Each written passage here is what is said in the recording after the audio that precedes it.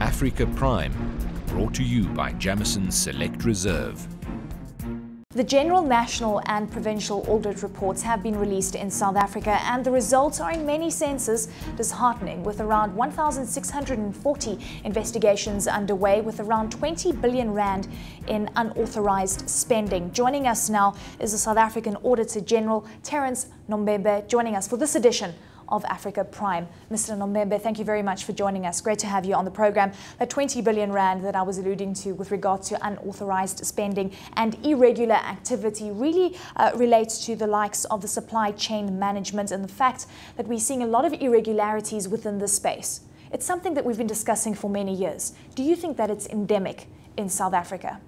It is something that we are probing quite extensively as an audit office, because it's an area of high risk. It's an area where a lot of money is being spent by government. Our angle to it, though, is to confirm the extent to which the departments are adhering to the government regulations and are adhering to all the laws and regulations and guidelines that Treasury has provided in this respect. And that number is primarily the extent to which there are contracts and spending of money that has not been in keeping with the government laws and regulations. As I mentioned, when it comes to contracts and tenders, it has been something that has been deliberated for many years in South Africa, and it seems officials are not declaring the fact that business is being done with family members. In fact, 46% of the officials not declaring this news. Do you think that it can be changed? How can we expect an improvement when such a large number has come through in this financial year? It can be brought down. Our engagement with the leadership, both at an executive level and as well as at a legislative level, has created an awareness of why it is important for this number to be brought down. For us, it's good that the number has gone up, because it has created that awareness that something needs to be done about it. And one of the decisions that have been taken by many provincial legislatures and national as well is to investigate these numbers, is to do a lot of work to regularize these figures. Just as a latest development in Gauteng yesterday, when we had a media briefing, there was a very specific commitment by the Gauteng government to deal with their portion of this number. And I've got no doubt that other legislatures as well and other provinces will do likewise. We keep hearing this news on a yearly basis. It seems that regulation is in place, but implementation is a very big issue. How do we marry the two? This year I'm particularly positive about the commitment of the leadership to respond to these matters. The fact that the number keeps going up is an indication that is something that ought not to be tolerated, is an indication that a lot needs to be done urgently to deal with this matter. And it has been one of our central point of concentration in our discussion with the leadership to bring this number down. And to do this, it cannot be done only by focusing only on compliance, but you also need to focus on issues of financial discipline and also on issues of service delivery, because all those three elements are interlinked, because you do service delivery through getting hold of external service providers, but you need to get them to do service delivery through proper laws and regulations. At the same time, we need to get them to do that by properly accounting for these issues as part of the financial management practices. So we've been sort of getting to a point where we demonstrate the integration between supply chain, service delivery, as well as financial management. Senior management vacancies are sitting at around 22%, and that is up from 16% in the 2010 financial year. Do you think that there is a massive issue with regards to the inefficiencies that we're experiencing and a direct correlation to the vacancies on that level?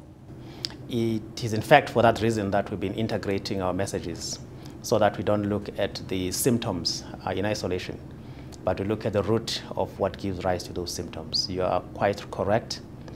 The issue of The capacity by way of human resources is one of the bigger matters that need to be attended to. But also, the other matter that needs to be given prominence is adherence to internal controls. This is where you bring in internal auditors. This is where you bring in audit committees. But uppermost in all this discussion is the direction that the leadership takes, the direction that the leadership demonstrates to get the right things done by all and sundry within their departments. How do we avoid this in the future with regards to ensuring that those that have embarked on unauthorized and illegal or irregular activity are held accountable for their action? The primary layer that need to take that responsibility is that of the executive authority, that is the MECs in the case of provinces or the ministers in the case of the national departments. And once again, what we saw happening in Gauteng a few days ago, yesterday, is a good example of what leadership ought to do to respond to these matters. Because it is the treasuries, it is the MECs and the premiers that need to take this information to the legislature for consideration and for final condonment and regularization. We have got similar understanding that will also be the process that will be followed by other provinces as well and national departments. And in that vein, we are going to be following up on these actions on a regular basis. In other words, there's going to be a lot of monitoring that's going to take place. A lot of monitoring at a minimum quarterly, as we have indicated last year, that one of the opportunities we've missed has been that of picking up these omissions timeously because of the tendency to discover them at the time of auditing at the end of the year. And it's for that reason that we have introduced more regular monitoring on our side as well, on a quarterly basis, so that we can be able to bring some of these internal control shortcomings to the leadership a lot more earlier so that they can then deal with the corrective action. I keep alluding to the 20 billion rand with regards to unauthorized spending. It's up significantly from the 2010 number that we saw, which amounted to around 16 billion rand. Why have we seen such a big increase in this number?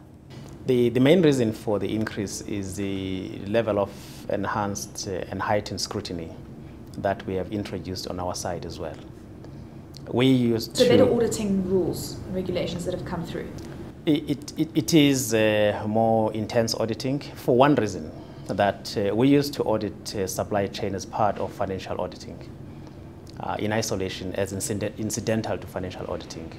Because of the high level of that risk, we decided that we're gonna implement a lot more intense auditing of supply chain, do it transversally, we call it horizontally, throughout the country, in every department in exactly the same way, with a much more deeper level of scrutiny. And I can say that the number that we talk about is probably more, because the audit is not supposed to be and cannot be 100% foolproof of what is going on. But this is what we found, this is what we believe should be dealt with. But to deal with it effectively, you need to deal with the root of the problem, which is internal controls. KwaZulu-Natal is leading the pack with the highest investigations underway, over 1,100 at this point in time. With regards to the recommendations that you put in place for KwaZulu-Natal, what is your sense with regards to the possible progress going forward? The level of vacancy rates is high in most of the provinces. And in some instances, it is the case at national level as well. So it's not only confined to, in our analysis, KwaZulu-Natal. And it's for that reason that we would like to see this matter being dealt with across the board. In fact, there are provinces who have got an even higher level of vacancy and acting positions than KwaZulu-Natal. So our view is that let's look at that universally, and let's make sure that the quantum of that vacancy is reduced to an acceptable level. right across the board. With such a high number of irregular activity that came through, do you think that government is failing the people of South Africa? I don't think the government is failing the people of South Africa, but what we are picking up on our side is that in an endeavor to deliver the services, there are a lot of shortcomings that are being taken which can be regularized.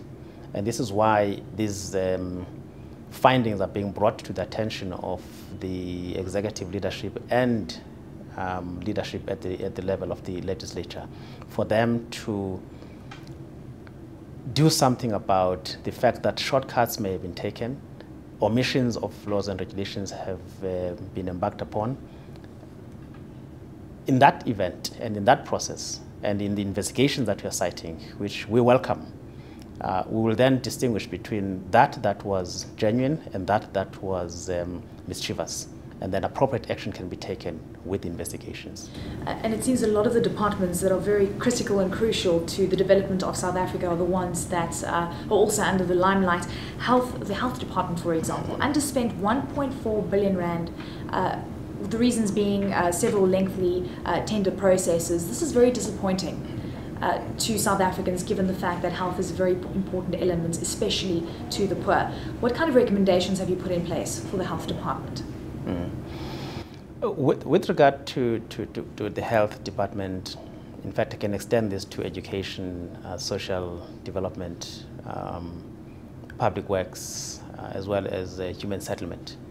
We have done a specific analysis of the findings and the trends at a sector level, so that we can be able to pinpoint some of the critical elements that require better coordination by those departments that have got a much more bigger impact on the basic needs of the citizens.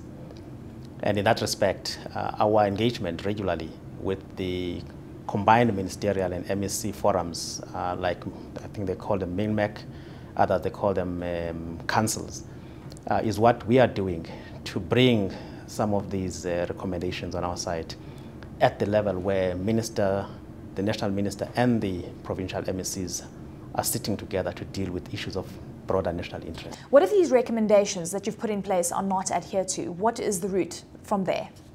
They will be adhered to, because that's the reason we're making ourselves available. That's the reason we are putting them on the table on a regular basis, at a minimum quarterly.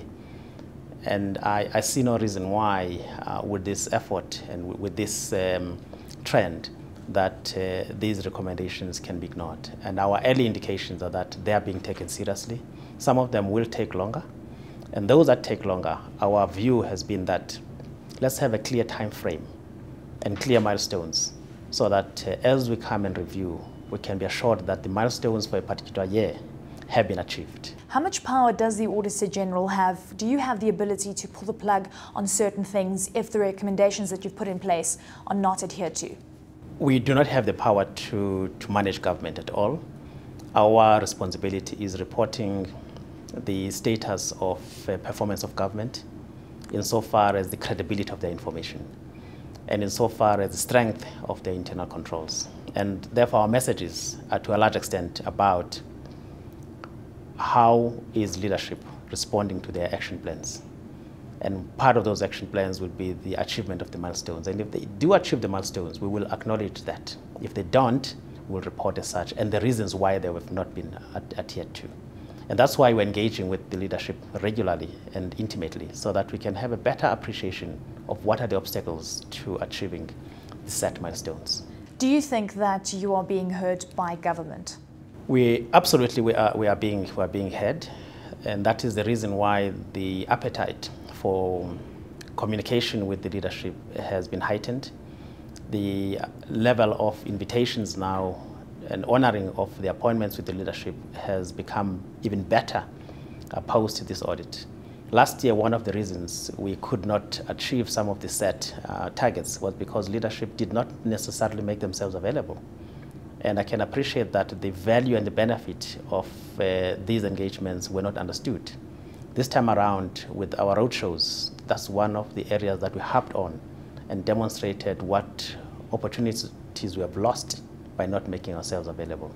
And that alone has given rise to this renewed commitment to do even better. We have to hit pause there. We're going to a very short break. More with the South African Auditor-General Terence Nombembe when we return.